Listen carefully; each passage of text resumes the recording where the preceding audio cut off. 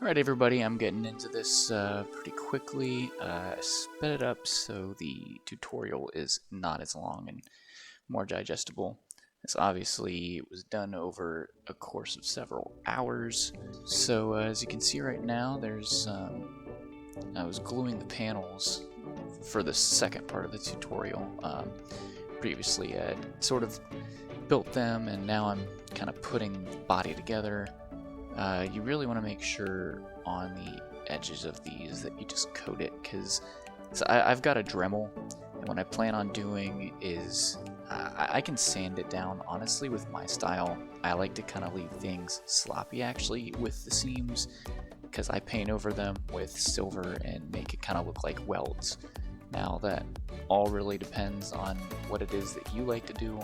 I personally prefer to make it a little bit more sloppy, because you know, that's just my thing. But if you want it smooth, you can take a Dremel and sand it down, I'm sure.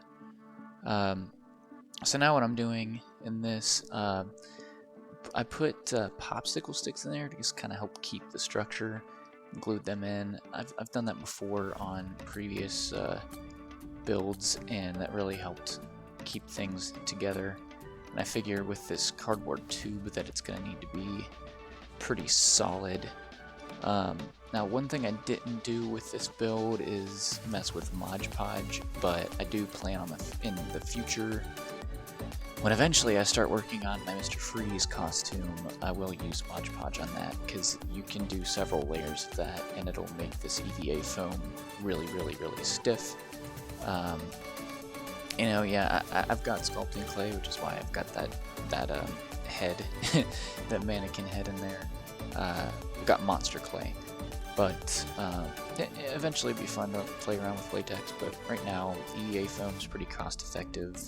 I mean, it's like super cheap for a roll, and a roll goes a long way.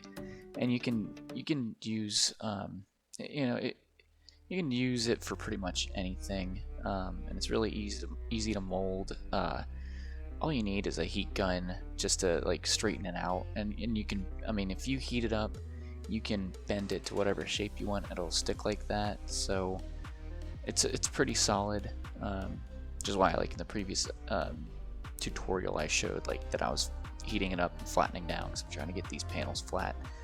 Now you'll see it's not like entirely perfect. Again, I'll probably take a Dremel and do some finishing touches to it just to make it look a bit level before I start painting it, and I'll probably sand it down a little bit with the Dremel just to make it easier to paint.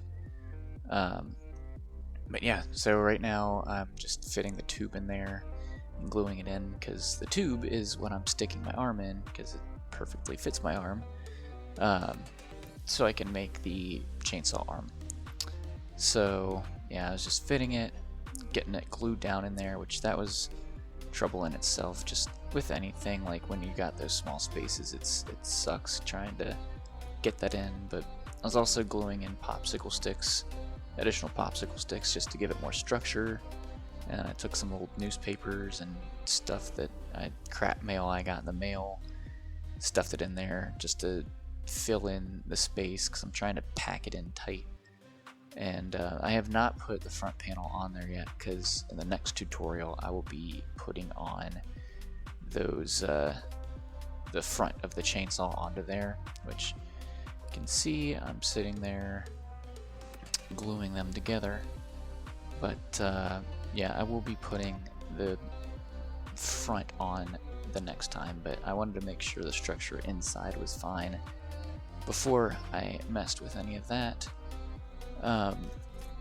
So yeah, really it's I mean, especially with budget cosplay, like, it's just a battle in itself trying to make sure that you build something that doesn't fall apart. And that seems like that's it for now, and I will be back for another tutorial. I'm not sure how many more I've got, because I haven't finished the costume yet. So I'll see you next time.